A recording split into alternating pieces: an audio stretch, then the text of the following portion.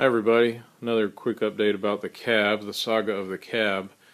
As you can see, I cut around so that the front plate would fit over the boiler jacket, and I realized there was going to be a pretty good sized gap in the casting up here anyway, and also realized that if I were to make it a tight fit on the boiler jacket, that I wouldn't be able to lift the cab vertically off of the chassis, so it would make it very, very difficult for me to work on it and do the piping.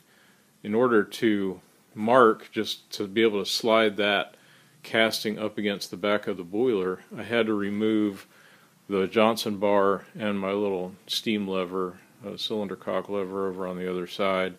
Cylinder lever was no big deal, but removing the Johnson bar was a pain, a lot of pieces to take apart, and I realized I did not want to have to do that every time that I needed to adjust the cab and the piping. So anyway, I cut it straight down. It doesn't even show really, and that way I can remove the cab straight up and down. As far as that gap that I did the thread on Chasky about that, honestly, I'm not at all worried about that. If I was, I realized I could probably mill this down by 3/32 and maybe mill the sides down by 3/32 each, so not much material would be gone. But I'm going to need to build a hinge assembly up here anyway, so I'll do another video on the hinge assembly. It'll be a lot like the guy that built the Mikado and used the Allen aluminum cab. Looked like he had a good idea. As you can see tonight, basically all I got done was I did clean up the doors. I've got them taped into place, and I'm going to be able to hinge those in pretty soon. I went to Hobby Lobby today at lunchtime and I got some little brass dollhouse hinges there. It was actually only $6 for the set of 4.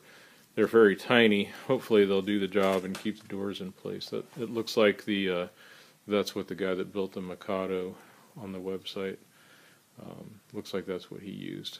So that's the progress so far. I did want to show one other little tip and technique.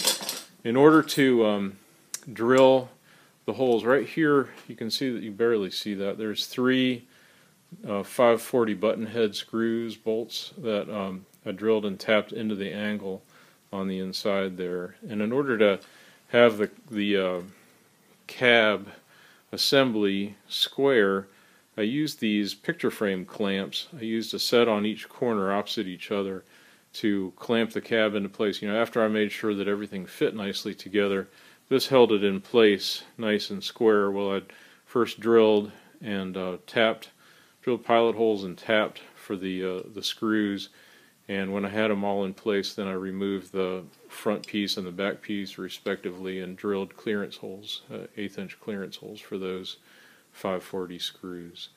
So that was the little technique and tip so far. I want to show you, let's see if I can do this one-handed. I'll remove the lid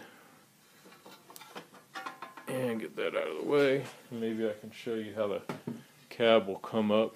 It'll lift vertically. Let me do it with my right hand here. Sorry about the rocky camera work, folks, but just lift it straight up, and then I'll have access to all that stuff. Like I said, it took me a while to put the Johnson bar and my cylinder cock lever back in place last night, so I'm glad to have it done this way. So the next things I've got laid out, I've got some aluminum pieces here that I'll be ready to manufacture the hinge assembly, and I will do a video about that and the progress of that. Thanks for watching. I'll keep y'all posted.